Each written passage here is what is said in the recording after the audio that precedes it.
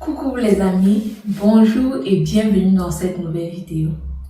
Imaginez pendant très longtemps, vous avez roulé avec une voiture automatique. C'est quoi une voiture automatique pour ceux qui ne connaissent pas? Une voiture automatique, c'est une voiture dont le dépassement des vitesses se fait de façon automatique, sans l'intervention du chauffeur. Et vous avez roulé avec cette voiture-là, vous étiez déjà habitué à cette voiture-là. Vous saviez déjà que non, que ma voiture fonctionne comme si, quand je suis en route. Donc vous saviez déjà à quoi vous deviez faire attention, à quoi vous ne deviez pas faire attention. Vous étiez tellement habitué à cette voiture-là que vous étiez déjà dans un certain confort. C'était votre petit bébé.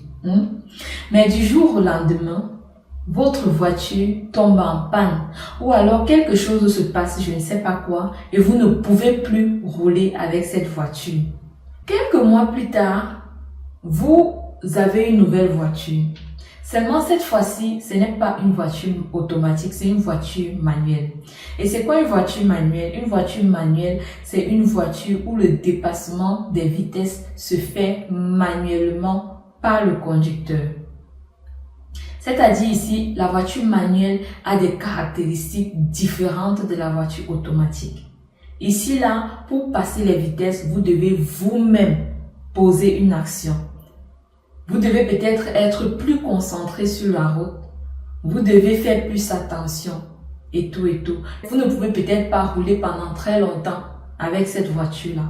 Parce qu'elle demande beaucoup plus d'attention. Elle demande que vous soyez beaucoup plus actif pendant la conduite. Mais les deux voitures sont différentes. Les deux voitures ont chacun des caractéristiques différentes, des inconvénients, des atouts. Et c'est comme ça. C'est la même chose dans les relations amoureuses.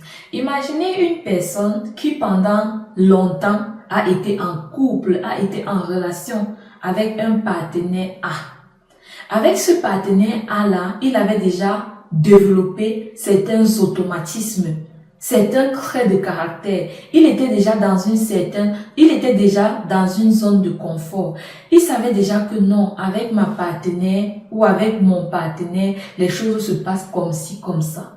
Que mon partenaire est comme ça. Il est peut-être très expressif, il sait ce qu'il me faut et tout et tout. Il a certaines caractéristiques, certains atouts, certaines qualités. Bref, vous connaissiez déjà c'était quoi ses qualités, c'était quoi ses défauts, vous connaissiez c'était quoi sa vision, c'était quoi ses valeurs, c'était quoi ses objectifs dans la vie, quelle est sa façon de s'exprimer, quelle est la façon dont il exprime ses sentiments. Bref, vous étiez déjà habitué à cette façon de faire là. Vous étiez déjà habitué à ce partenaire là et ça vous plaisait. Vous étiez dans une certaine zone de confort, on va dire comme ça.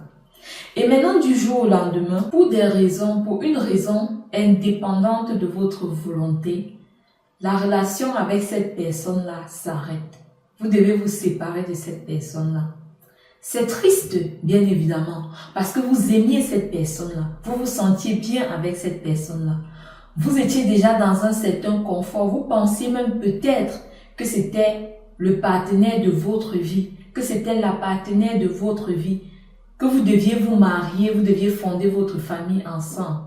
Du coup, vous êtes triste, vous êtes abattu, vous n'avez peut-être plus confiance, vous ne vous voyez pas trop dans une nouvelle relation avec une nouvelle personne.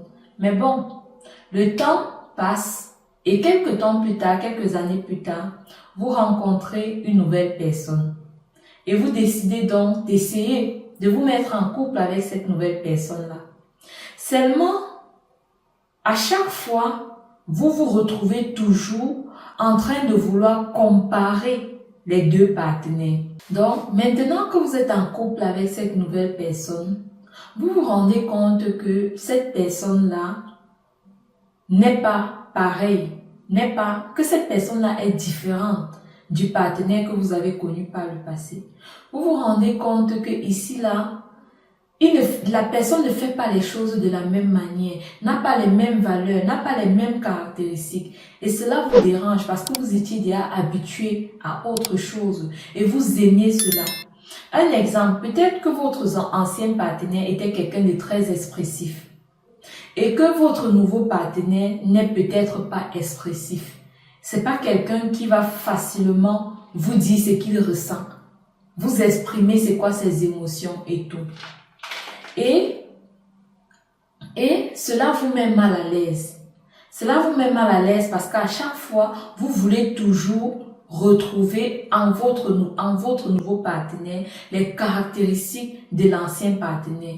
Vous vous retrouvez toujours en train de vouloir comparer votre nouveau partenaire avec votre ancien partenaire. Et ceci est un frein en fait. Ceci peut détruire votre nouvelle relation.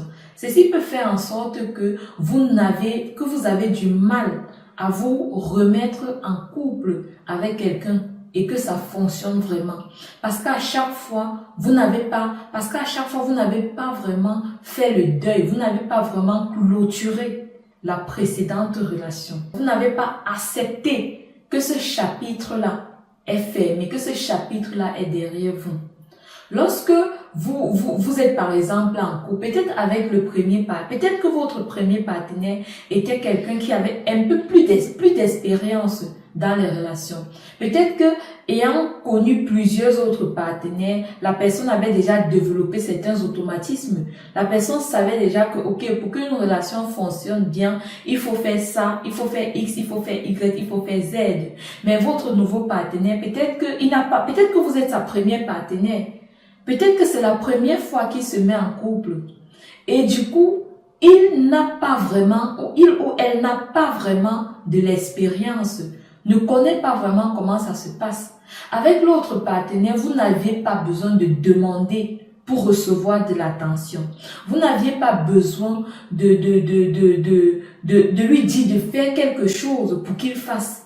Il savait ce qu'il faut faire pour que vous soyez épanoui, pour que vous vous sentiez bien, pour que vous vous sentez aimé dans la relation. Mais avec votre nouveau partenaire, vous devez peut-être lui dire que moi j'aime telle chose, que moi mes langages d'amour c'est ça. Vous voyez un peu, non? Vous devez peut-être lui montrer comment il faut faire, comment interagir de la meilleure des façons avec vous. Parce que cette personne-là n'a pas d'expérience dans les relations. Et l'erreur que vous faites ici, c'est que vous vous retrouvez toujours en train de comparer. Et vous vous dites, parce que celui-ci ne fait pas telle chose, alors ce n'est peut-être pas la bonne personne. Ce n'est peut-être pas le bon. C'est une erreur, les amis. C'est une erreur. Nous sommes tous des êtres humains différents. Nous avons tous des caractéristiques différentes. Le fait que nous soyons différents ne définit pas que l'un est meilleur que l'autre. Non. Non. Et nous sommes des êtres humains différents et chacun est à un certain niveau de sa vie. Il y a des gens que dans le domaine des relations, peut-être, ils ont déjà beaucoup d'expérience. Et forcément, si tu as beaucoup d'expérience, si tu as fait beaucoup d'erreurs par le passé, tu as appris de tes erreurs, tu as l'expérience, forcément, tu sais mieux comment gérer une relation. Tu sais mieux comment communiquer. Tu sais mieux que faire en cas de conflit. Et vous vous retrouvez en face d'une autre personne qui ne connaît pas tout ça, mais qui veut quand même construire quelque chose de grand, quelque chose de bien avec vous. C'est la même chose avec la voiture manuelle. Vous n'avez plus l'automatique que vous aviez avant. Ici, vous devez être plus attentif peut-être. Vous devez vous assurer de bien regarder. Vous devez vous assurer de faire parfois peut-être des pauses. Question de reprendre votre souffle. Vous devez vous assurer de devoir peut-être causer plusieurs fois afin de faire comprendre à votre partenaire ce qui compte vraiment pour vous, ce que vous voulez vraiment, chose que vous ne faisiez pas avant. Mais ce n'est pas grave, c'est comme ça. C'est comme ça. Vous devez le faire pour pouvoir construire quelque chose de bien. Le fait que la personne ne sache pas encore ce qu'il faut faire pour bien communiquer, pour résoudre efficacement les conflits, pour que l'harmonie règne dans le couple, ne fait pas de lui un mauvais partenaire. Ça fait juste de lui ou d'elle un partenaire différent.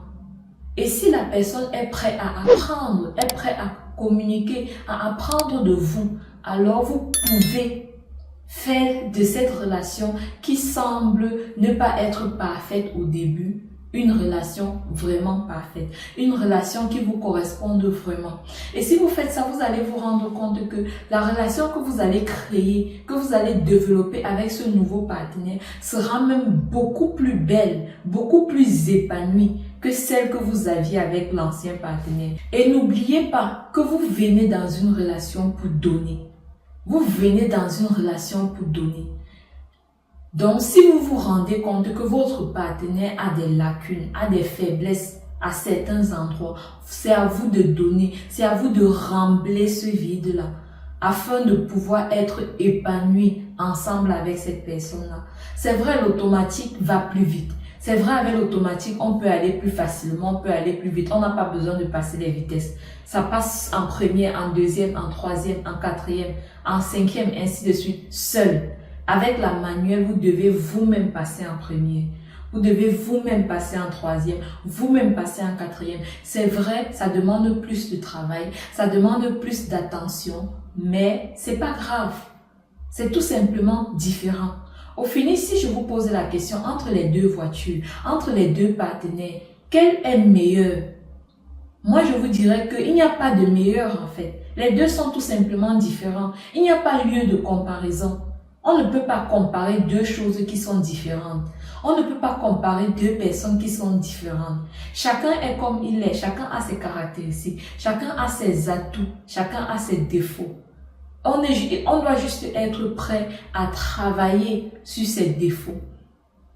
On doit juste être prêt à mieux communiquer, à mieux échanger, à mieux se compléter dans le couple. Si votre partenaire, si la personne que vous avez rencontrée aujourd'hui ne connaît pas quelque chose, au lieu de rester là, dire que oh, il ne fait pas ci, il ne fait pas ça, apprenez-lui.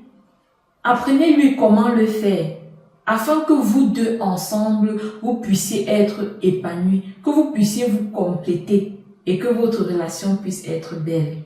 Donc les amis, c'est ce que je voulais partager avec vous dans cette vidéo.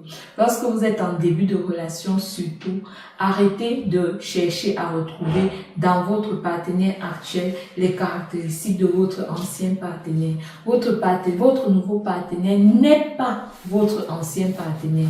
Et si votre ancienne relation n'a pas fonctionné, c'est bien parce qu'elle n'était peut-être pas pour vous. Ne ruinez pas votre chance de vivre l'amour parfait, l'amour idéal avec un partenaire qui peut tout aussi être parfait pour vous. Parce que vous êtes tout le temps en train de vouloir de rentrer dans un certain confort que vous avez connu par le passé et qui n'a même pas fonctionné d'ailleurs. Donc c'est le message que je voulais partager avec vous dans cette vidéo. J'espère que ceci peut vous aider. Si c'est le cas, dites-moi en commentaire. Et si vous passez par ici pour la première fois, abonnez-vous. Nous sommes toujours contents de voir de nouvelles personnes.